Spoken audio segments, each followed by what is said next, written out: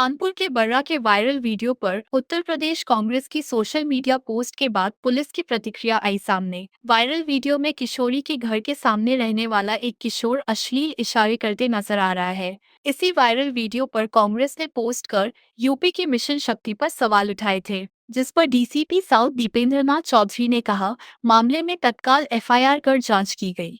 जांच में viral video में दिख रहे किशोर के मनोरोगी होने के तथ्य और साक्ष्य सामने आए हैं, जिनकी जांच की जा रही है। वहीं दूसरी तरफ किशोरी ने परिजनों संग डीएम कार्यालय पहुंचकर सुरक्षा की मांग की है।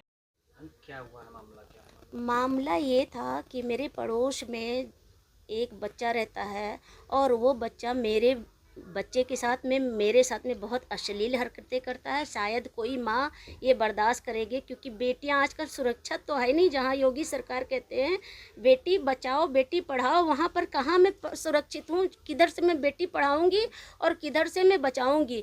बच्चे के साथ ऐसी हरकतें करते हैं, जब उसके पेरेंट्स मुझे मारने के लिए आ जाते हैं, गालियाँ देते हैं, मैं अपना घर छोड़कर चली जाती हूँ, जिसमें से महीनों महीनों मेरे बच्चा का स्कूल नहीं कैंसिल हो जाते हैं, उसमें माइनस मार्किंग हो जाते हैं। बच्चा मेरा डॉक्टर बीरेन स्वरूप में पढ़ता है और ये इसका मेरे बच्चे का रिपुटेशन आप सभी न्यूज़ प्रेशर वाले पता कर सकते हैं कि मेरे बच्चे का रिपुटेशन क्या है। लेकिन इस बच्चे के कारण मेरी बच्ची का जो शिक्षा है अच्छे रूप से नहीं चल पा रही। रीज़न क्या है, कारण क्या है? मेरा बच्चा एकदम डरा हुआ रहता है। अगर डरा इस तरीके से डर उसके अंदर भर गया तो कैसे क्या होगा? और जब उसके माता पिता से हम लोग शिकायत करते हैं तो उल्टा वो लोग हम पर मारने के लिए बुला लेते हैं और बोलते हैं कि अभी तुझे चप्पलों से मारूंगी, तेरे ऊपर तो तेजाब फेंकवा दूंगी। और जब मैं एफआईआर के लिए जाती हूँ तो एफआईआर भी मेरी नहीं लिखी जाती है। एफआईआर यहाँ तक के नहीं लिखी जाती है, जब मैं वहाँ एफआईआर के लिए जाती हूँ मेरा एंटिक विरोधी पहले से वहाँ मौजूद रहता है। पता नहीं है सर। आपके पति के गन का मामला है? मेरे पति का गन का मामला तब आया जब ये लोग ऐसी हरकतें करते थे। तो फिर मैं मोहल्ले से किसी लोग से बोलती थी कि ऐसा ऐसा कारण है, तो कुछ लोग उसमें समझौता करा देते थे कि चलो ऐसा नहीं होगा। लेकिन इस बार जब मैं कमिश्नर के पास गई तो मेरी एफआईआर के लिए दर्ज कर दी गई कि एफआईआर इस अश्लील हरकत से कोई बड़ी घटना हो सकती है। फिर भी जब मेरे पति आए, मात्र 5 मिनट हुए थे, ये लोग दबाव बनाने लगे और बोले कि एफआईआर समझौता कर लो। उसके बाद मेरे पति ने सबका सम्मान करते हुए बोले कि ठीक है, मैं ये सम्मान रखता हूँ आप लोग की बातें करते हुए, और अगर इस बार ये नंगा हुआ तो मैं ये करूँगा। तो फिर मेरे पति ने, मेरे बच्चे की एयर गन थी, क्योंकि सुरक्षा के लिए मैंने अपनी बेटी की सुरक्षा के लिए एयर गन ली हूँ, क्योंकि मेरा सामने इतना गंदा बच्चा रहता है, गंदे लोग रहते हैं, कुछ भी हो सकता है। जब एयर गन उठा लिया तो उन लोगों ने इल्ज़ाम लगा लिया कि मुझे जान से मारने की धमकियाँ मिली हैं, और जबकि ऐसा कुछ नहीं है। ऐसा कुछ नहीं। क्या लगता है आप लोग की एफआईआर क्यों नहीं लिखी गई? मेरा एफआईआर क्यों नहीं लिखी गई, यही तो मुझे रीज़न नहीं पता चल रहा है। क्या चाहती थी पुलिस प्रशासन? अगर पुलिस प्रशासन मेरी एफआईआर लिख लेती तो ना एयर गन का मामला होता, न मैं सोशल मीडिया इतना वायरल होती, ना ही मैं डीएम एसडीएम से मिलती। लेकिन मेरा एफआईआर तब लिखा गया जब मेरे विरोधी ने एफआईआर कर दी कि मेरी बेटी का पापा। आप क्या चाहते हैं? मैं योगी सरकार से न्याय चाहती हूँ कि फिर कोई अप्रिय घटना मेरी बेटी के साथ ना हो, जो समाज के लिए कलंकित होता है वो ना हो। इसलिए मैं योगी सरकार से मैं ये सहायता चाहती हूँ कि मेरे विरोधी, जो ये बच्चा को मेंटल बोला जाता है, पागल बोला जाता है, जबकि वो ना पागल है ना कुछ है, मेरी सुरक्षा की जाए, इस बच्चे को दूर करें, और नहीं तो हम लोग अपना घर और बेचकर कहीं भाग जाएंगे, क्योंकि मुझे सुरक्षा नहीं महसूस करती हूँ।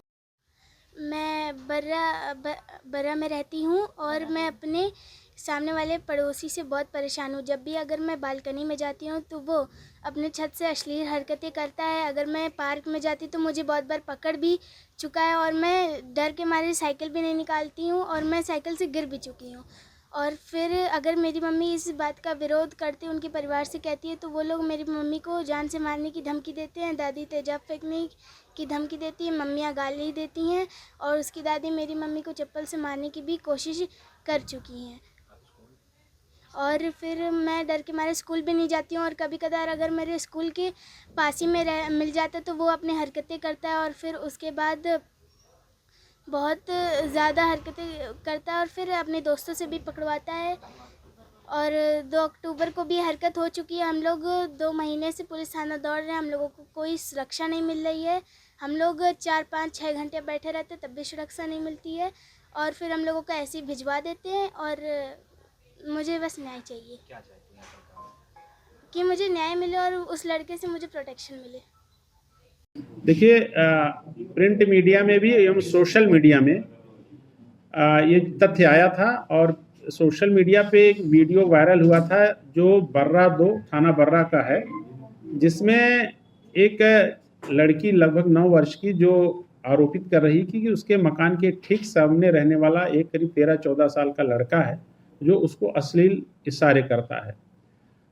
उनकी मां की तहरीर पर एक इसमें FIR 25 तारीख को दर्ज हुई थी 79 BNS और 11/12 पॉक्सो एक्ट में। इसमें पीड़िता जो है उसका थाने पर बयान और इसका न्यायालय में कलमबंद बयान हो चुका है और इसने उस लड़के के ऊपर अश्लील हरकत करने का एवं उसके अलावा उसके परिजनों पर गाली गलौज और धमकाने का आरोप लगाया है और इसमें विवेचना लगभग हमारी पूर्ण है और इसमें अभी ज्वाइंट डायरेक्टर प्रोसिक्यूशन के पास फाइल है लीगल ओपिनियन के लिए। जैसे वो ओपिनियन हमको प्राप्त हो जाएगी इसमें आरोप पत्र प्रेषित किया जाएगा। इसी क्रम में एक वीडियो और वायरल हुआ था जिसमें ये आरोप लगाया गया था कि लड़की के परिजन लड़के पक्ष को किसी गन नुमा चीज से धमका रहे हैं, डरा रहे हैं। तो इसमें भी एक FIR थाना बर्रा पर दर्ज हुई और इसमें फिलहाल जो गन उसमें प्रयुक्त हुई है वो उसको फिलहाल हम लोग ये प्रमा फेसाई वो एयर पिस्टल है और टॉय गन की तरह दिख रही है और फिलहाल हम लोग उसका परीक्षण अपनी पुलिस लाइन आर्मरी के माध्यम से करा रहे हैं और इसको हम लोग FSL भी भेजेंगे इसका सही परीक्षण कराने के लिए और इस परीक्षण के पश्चात इसमें जो धाराएं स्टैंड करेंगे उसमें कार्रवाई की जाएगी। इसी बीच में लड़के के परिजनों द्वारा एक मेडिकल प्रपत्र भी प्रस्तुत किया गया है जिसमें doctor Vivek Kumar MD secretary हैं जो चुन्नीगंज में बैठते हैं। इनका एक ट्रीटमेंट लगभग 2023 से इस लड़के का चल रहा है। तो हम लोग डॉक्टर का भी बयान लेंगे इसमें और ये लड़का जहां पर पढ़ने जाता है वहां के टीचर्स वहां के छात्रों से भी इसकी मेंटल कंडीशन के बारे में जानकारी करने का प्रयास करेंगे और उसके पश्चात जो भी तथ्य सामने आएंगे इन सारे बयानों के आधार पर उसके अनुरूप